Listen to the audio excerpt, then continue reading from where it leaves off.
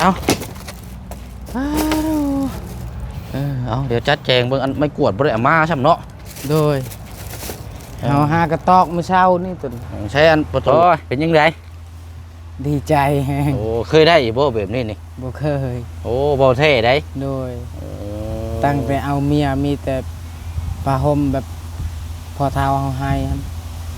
พอเท้าเฮาให้แบบให้ทางเจ้าสาวเลยมานอนนั่นล่ะว่าเดี๋ยวเขาตั้งไว้นี่ปั๊บไปโจมเตียงมาพี่ก่อนเนาะโดยเอาเคลียร์พื้นที่โดยว้าวแม่นเบิดโดยไปดึงออกมายิ้มแล่ดีใจแล่พี่น้องเลยตัวฉันอากาศมันหนาวนอนนุ่มๆนี่จักน้อยไปฉันบักหลาเพิ่นจังสิได้นอนรับสบายโดย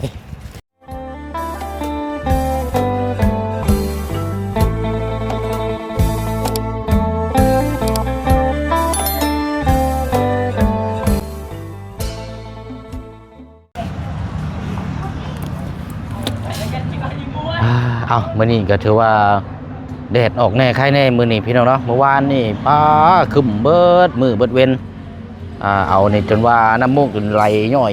ปกจนว่าสิได้เอามือกอบเอาพี่น้อยเนาะเอากะ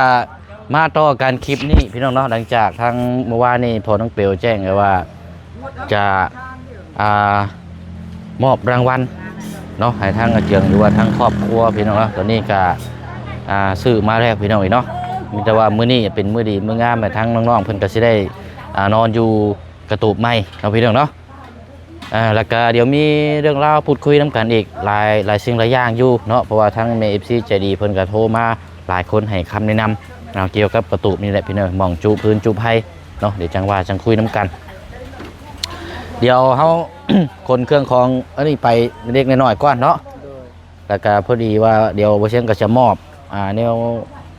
สิ่งของสำคัญที่จำเป็นต้องใช้เนาะอยู่ในรถพอได้ไปนอนจอดอยู่เพื่อนทางพอที่เฮาซื้อที่ดินที่ทางเราเนาะเอาอะไรพี่น้องก็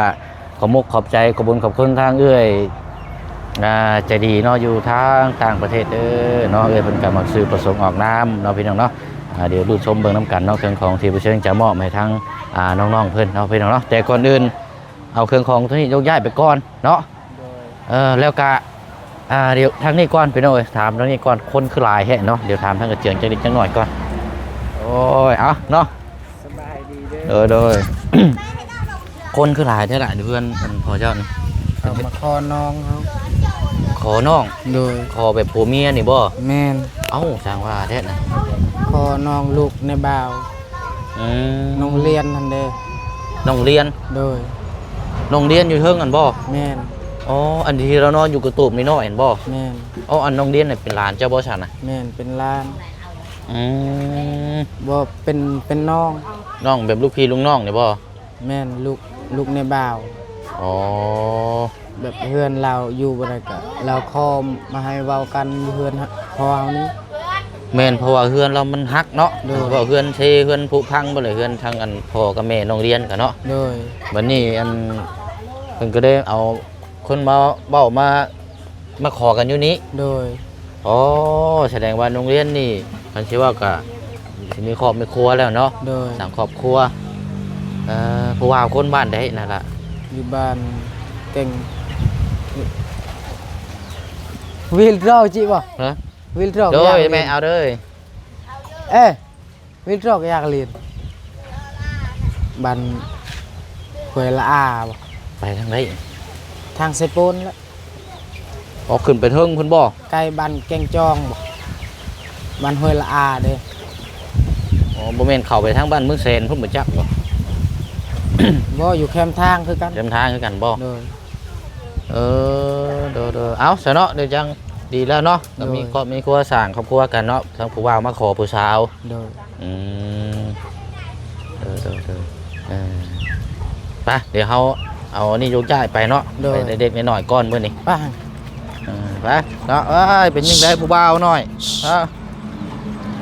บ่เอาสบายดีปะลุงก่อน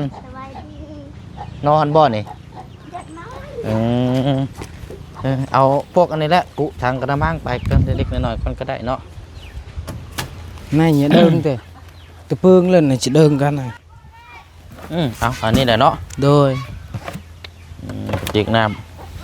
này chỉ đơn cái tết nè ำโอเคไปเนาะมาเอากระติกน้ำมาก็ได้เดี๋ยวมาสิหิวช่วยตัวนั้นมาพี่โอ้กระติกน้ำเย็นได้นี่เนาะ rồi ไปโยกย้ายที่ทานเด้อมาเด้อ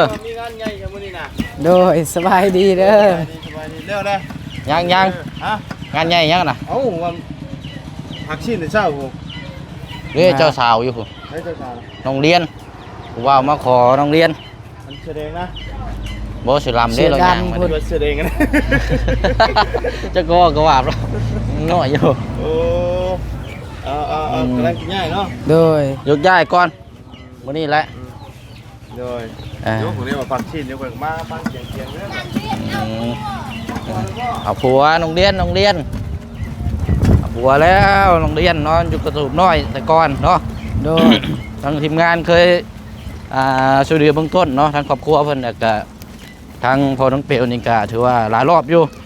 มีผ้าห่มผ้าแพรให้ทางน้องเพิ่นเป็นกองวัสดุแต่ก่อนหน้ากัน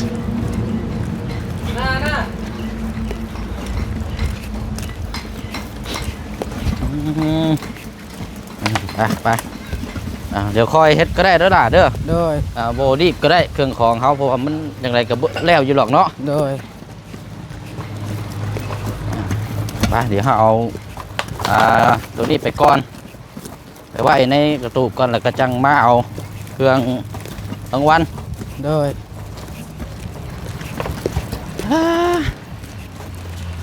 ไป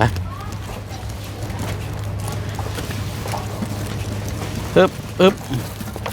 จะติดถอรถเข่ารถบ่ได้พี่น้องย่านเสียวใช้เสาเฮือนเราขับรถยังบอกคอยเก่งปานใด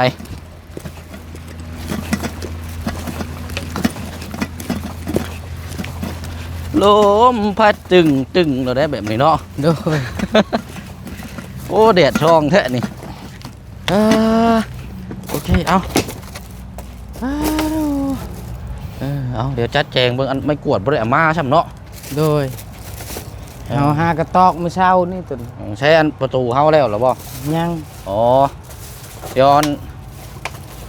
น้องหังกับมาได้เนาะเอาบ่เป็นหยังเอาไว้เจหันก่อนก็ได้ล่ะเอา rồi เอาไว้ cái เจ này cái ha cái tóc mới sau ní mà โอเคเดี๋ยวคอยเฮ็ดพอดีแล้วเอาไม่กวดมาเลยเด้อด่าเด้อ đừng prai na cái na hàng nè เข้าห่มพอแล้วเนาะเตียงรักได้มานอนเฮือนใหม่แล้วบัดนี้ฟันดีเด้อบอกลุงเลยเด้อบ่ไปเอาอันนั้นเนาะเอาไม่กวดเนาะ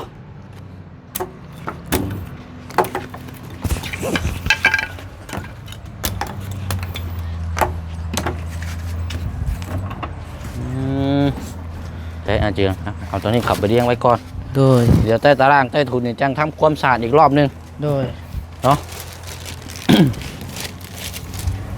นี่เป็นหวดเป็นหม้อแกงเนาะ rồi เอาเบียงไปนี่ก่อนไปคนเครื่องของมาแล้วกับแล้วกระจังอัน mà เอา cuộn สาดมาปูเนาะ rồi มากวดก่อนเนาะ rồi ไปดีละเดี๋ยวเครื่องของอยู่เฮือนกับจังคอยขนมาด้วยน้องเด้อ rồi ไปเดียวไปเอาสิ่งของสำคัญก่อนมื้อนี้ทางเอ้ยใจดีเพิ่นเห็นนี่แหละพี่น้องเนาะยกย้ายถิ่นฐานใหม่ก็อยากให้มีแนวดีๆแน่จังน้อยเนาะคล้ายๆว่าเริ่มต้นใหม่เนาะไปเอาพุ่นละอยู่ในรถตัว โอ้มื้อนี้ใครอยู่แดดออกเนาะล่ะเนาะ rồi เมื่อวานนี่ปู้ยอมเลยพี่น้องเบิดมือน้ำมูกย่อยปานเล็กน้อยเกิดใหม่เบิดมือ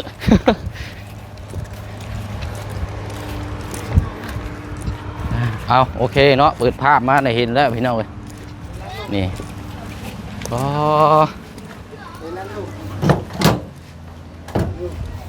กระถางใช้น้ำพี่น้องเลยเนาะ rồi ก็รับรองตักมาใช้นี่ใช้นี่จนลืมบาดนี่ rồi ตัวนี้แหละสิ่งสำคัญที่เฮาต้องมีเพราะว่ายังบ่ของเจ้าบ่ได้มีได้เนาะ rồi ไปขึ้นไปเอาละขึ้นไปแก้เอารถเลยเสื้อผ้าก็เอามาแก้มาใช้รถ โดย อืม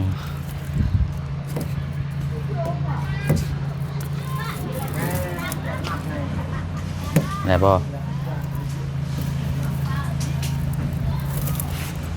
โอเคไปโอ้โหโหดโหดเนาะ โดย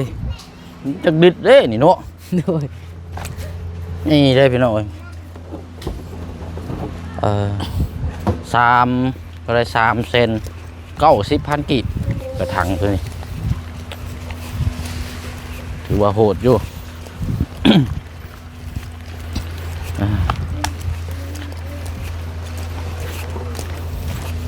ตอนนี้เดี๋ยวเขาจังจัดแจงว่าสิเอาตั้งไว้มุมใดแจใดเนาะ โดย เอาไว้รุมนี่ก็เป็นยังละถ้าว่าเดี๋ยวเขาตั้งไว้นี่ปั๊บไปโจมเตียงมาพี่ก่อนเนาะ โดย เอาเคลียร์พื้นที่นี้ก่อนละเดี๋ยวไปโจมเตียงมาไว้ห่มนี่เก็บไม้เก็บดอกเข้าไปพุ่นก่อน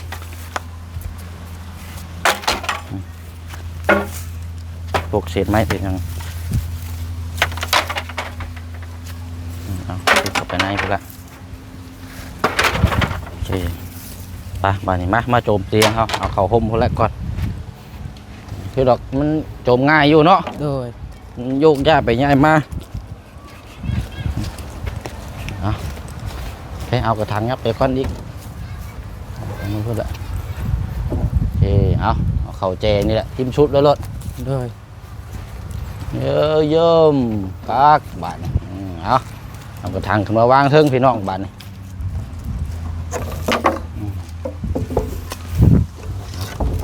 แกะเบิ้งด้วยฮะมีอย่างแน่อยู่ในฮะเสียงให้เป็นไซโอแล้วเมื่อวานมีโอตักน้ำอยู่บ่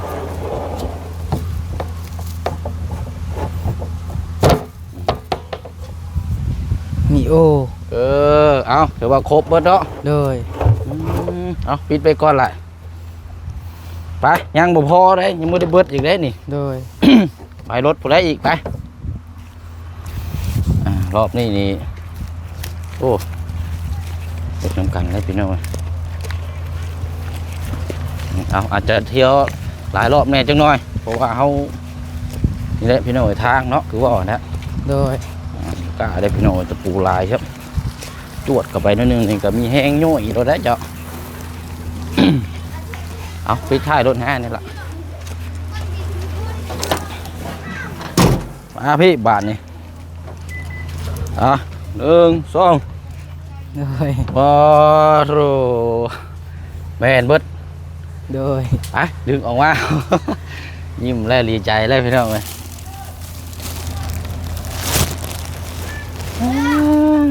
เอาออกมารถเป็นผ้าห่มผ้าแพร โดย ไหนบอกเอาวางคนก็ได้เป็นยังไงมันห่อใส่ถุงยางอยู่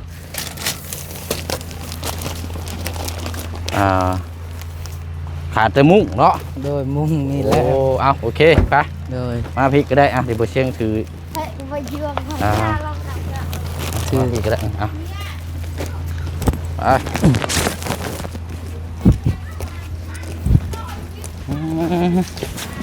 ทั้งเว้ยเพิ่นว่า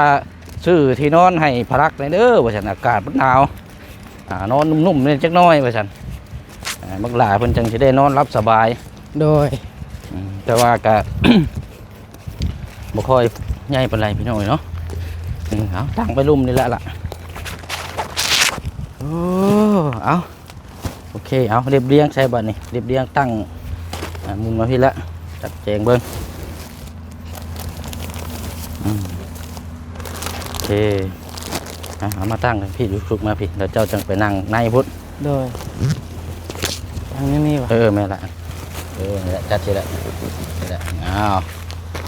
เอานี่แหละเนาะ โดย สิ่งของนี่แหละพี่น้องสิ่งที่เขาจำเป็นต้องใช้เนาะทั้งเอ้ยเพิ่นว่าเอาของใหม่เลยผ้าห่มเจ้าก็คันว่าตัวใดมันเก่านั่นก็เอาบ่เอาใส่ก็ยาด้วยล่ะเด้อ โดย ใส่ตัวใหม่เลยโลดเพราะว่ามันเก่าหลายมันคือว่าได้สุขภาพร่างกายเขาเนาะ โดย บางเทื่อนี่ติดน้ำมันมาน้ำจาก เสื้อผ้าหน้าแพรเนี่ยคนเฮาเจ็บไข้ได้ป่วยกันเนาะ โดย ใส่ตัวใหม่ได้รถตัวเก่าก็เอาไว้ซักเอาไว้เช็ดหยังต่าง โดย ๆเนาะโอ้ยเป็นยังไง ดีใจแฮง โอ้เคยได้อีบ่แบบนี้นี่ บ่เคย โอ้บ่เท่ได้ โดยตั้งไปเอาเมียมีแต่ผ้าห่มแบบพอเท้าเฮาให้หั่นพอเท้าเฮาให้แบบให้ทางเจ้าสาวเลยมานอน มีแต่พื้นนึงตั้งแต่แต่งกันแต่บัดนี้ได้ก็ดีใจแฮง โอ้ยถือว่าเป็นครั้งแรกได้นี่เนาะ โดย ที่ได้แบบนี้พี่น้องเอ้ยนี่ผ้าห่มพื้นเดียวเนาะ โดย ที่อันทางพ่อเฒ่าให้ฉันบ่ โดย อืมยังอยู่คือเก่าอยู่ว่าผ้าห่มพื้นนั่นกะ ยังผ้าห่มสีแดง ผ้าห่มสีแดง โดย โอ้จำสีได้เองเนาะ โดย อืม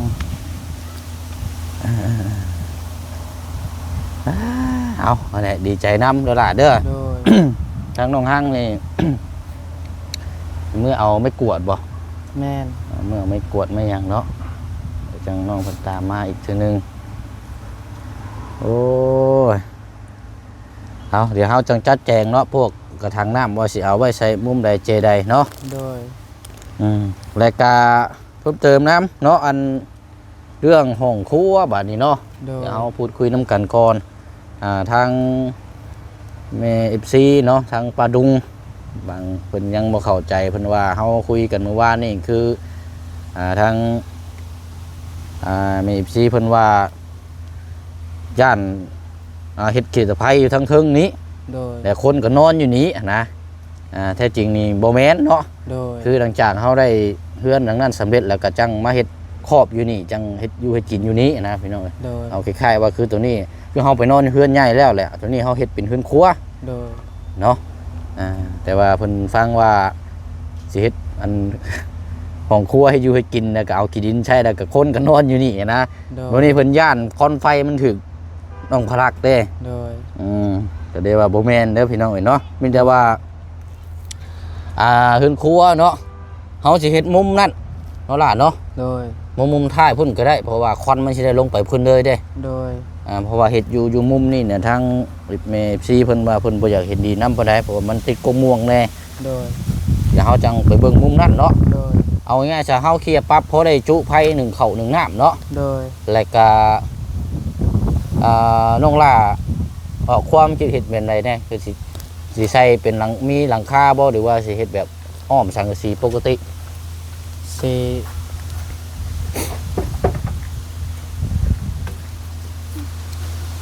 สี เพราะว่าผักกระจาดเฮายังเหลืออยู่แผ่นหนึงเด้ สีอ้อมซื่อๆก็ได้ บ่ใส่หลังคาก็ได้เนาะ โดย โอเคซะ ก็ เอา ได้ เดี๋ยวแจ้งทางในซีนี่เด้อเนาะซะเพราะว่าถ้าขึ้นหลังคาอันนี้ก็ทางแม่เพิ่นว่าสีซอยเพิ่มอีกก็ได้เพิ่นว่า โดย แต่ว่าทางอันเจ้าว่าเอาแอมปกติซื้อก็ได้แหละเนาะพอแล้วเนาะแม่นบ่ โดยอ้อมไปซื่อๆก็ได้ กับสังกะสีเก่าเฮาก็ยังอยู่เพิ่น โด เนาะ ยยัง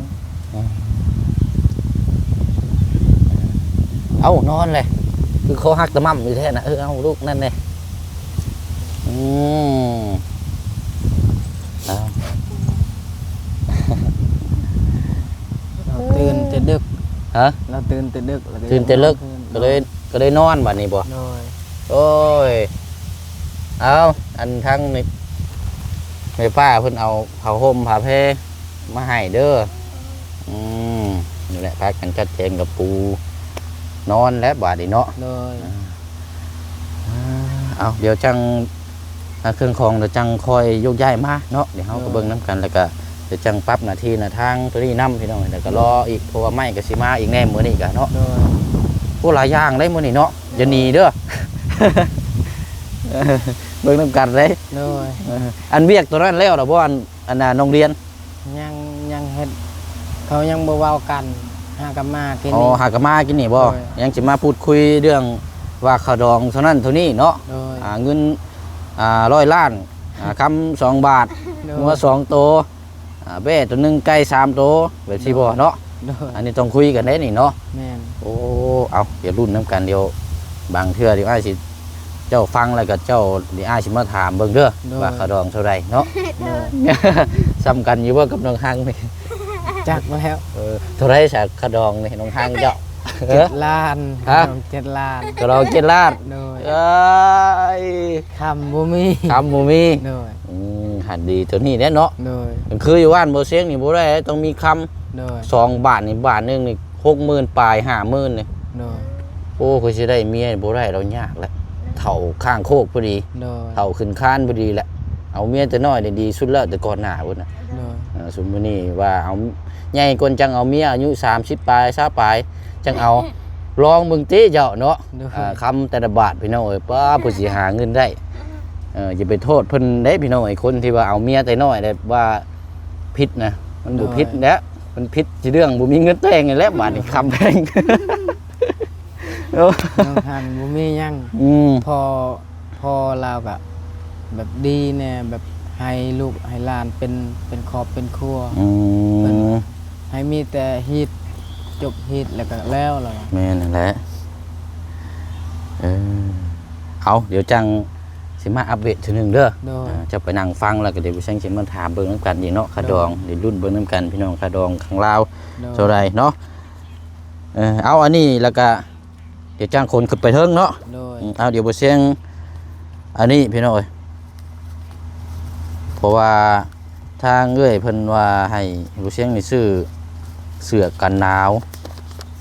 เสื้อกันหนาวเสื้อพวกอันนี้แหละแต่ว่าบ่เสียงบ่ได้ซื้อยันกะบ่ถึก โดย กางเกงเนาะหรือว่าส่งนี่แหละพี่น้องเอ้ยก็เลยว่าสิมอบเป็นเงินให้ทั้งน้องอาเจืองและทั้งน้องๆเพิ่นนี่เอาไว้ไปซื้อเองดีกว่า โดย เนาะมันจังได้สบายนะ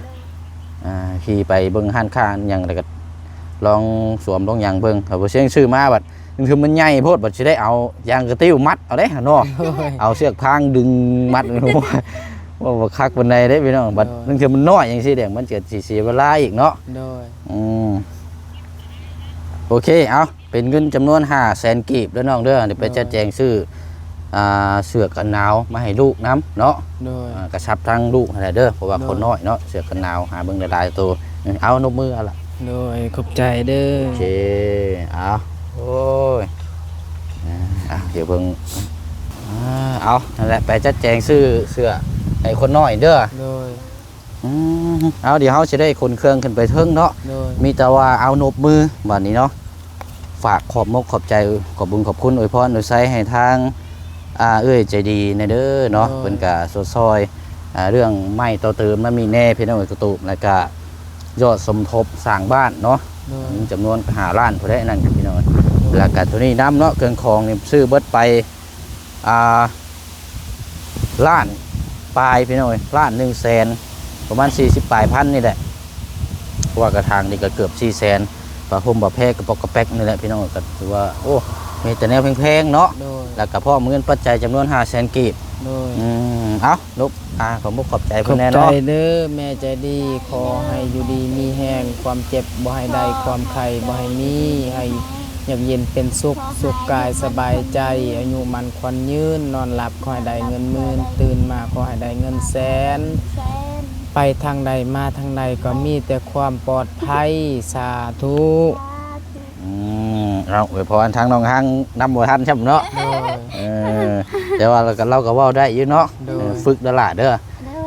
บางเทื่ออันเจียงบ่อยู่เจ้ากะฮับแท้ตะกะอวยพรอวยไซให้เพิ่นเนาะขอบใจโอเคเฮาบัดนี้ปะเอาเครื่องของขึ้นไปไว้เทิงเอาเก็บไว้เนาะเอาไว้เทิงพุ่นละไป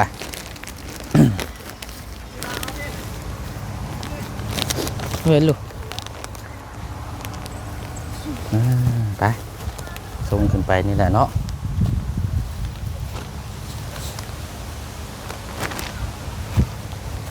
จะว่าถนัดอยู่ว่ามันไดแบบนี้นี่ โดย ถนัดอยู่ว่า โดย คันว่าบ่ถนัดนี่ห่วยคือว่าแบบบ่งามบ่เชียงตัดออกเลยเฮ็ดตรงขึ้นเรื่อยๆแหละ บอกก็ดีอยู่ ได้อยู่บ่ โดย เอาซะไปอันนี้ต้องถามผู้อยู่ได้เนาะ โดย เอาไว้หั่นแหละบ่แล้วจังจัดแจงอีกเทื่อนึง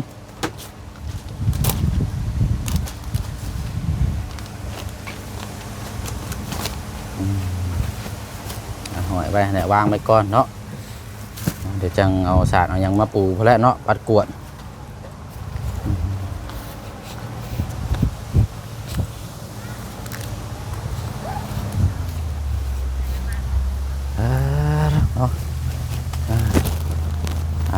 น้ำดีใจน้ำพี่น้องเนาะเอามีแต่ว่านั่นก็เดี๋ยว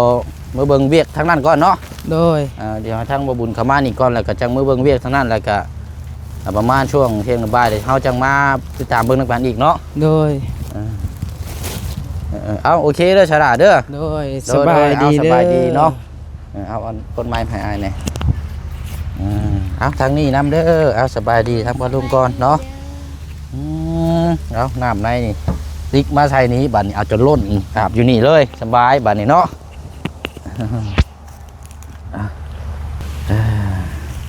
ไปบัดนี้พี่น้องๆก็ถือว่ามอบรางวัลแล้วก็เครื่องของใช้ที่จำเป็นที่จะโยกย้ายมาเนาะเครื่องของก็เดี๋ยวคนย้ายมาเด็กๆทีละน้อยพี่น้องเนาะเอาอันนี้น้ำแน่เอาทั้งกระเจียงก็สิมีเวียกแล้วก็ไปพังทางเจ้าบ่าวมาสู่ขอทางน้องเรียนเนาะติดตามเบิ่งน้ำกันเนาะพี่น้องเนาะไปเนาะคลิปนี้กับทางพ่อน้องเปลวก็สิได้ล่ำลาไปอีกคือเก่าคือเดิมเลยพี่น้องเด้อเนาะขอบมกขอบใจขอบบุญขอบคุณสาธุโมทนาบุญกับทางเอื้อยใจดีเนาะอยู่ทางต่างประเทศเด้อเนาะทางเอื้อยเพิ่นกับบ่แห่งสื่อประสงค์ออกน้ำเนาะพี่น้องเนาะก็ขอให้บุญกุศลนี่เนาะกลับคืนหาทางเอื้อยเด้อเนาะร้อยเท่าพันเท่าเนาะคิดหยังทำหยังก็ขอให้มีแต่แนวดีๆเข้ามาในชีวิตเนี่ยก็ในครอบครัวธุรกิจการงานหรือว่าการค้าการขายเนาะก็ขอให้ราบรื่นโชคมานร่ำรวยตลอดปีและตลอดไปเนาะพร้อมทางพ่อแม่พี่น้อง FC เฮาที่ติดตามผลงานและก็เป็นกำลังใจให้ตลอดมานะพี่น้องเนาะเอากะถ่ายคลิปกันยังคือเก่าคือเดิมเด้อเนาะฝากพี่ฝากน้องติดตามเบิ่งน้ำกันยาวๆเนาะพี่น้องเนาะอย่าปะอย่าทิ่มกันได้พี่น้องเนาะโอ้ยดีใจพี่น้องเนาะทางอาเจืองกันโอ้ ครั้งแรกแล้วก็ที่ได้รับแบบนี้พี่น้องเนาะป้าจังได๋ก็ติดตามรับชมเบิ่งน้ำกันอีกต่อไปคลิปนี้ลาไปก่อนบ๊ายบายเด้อพี่น้องเนาะสบายดี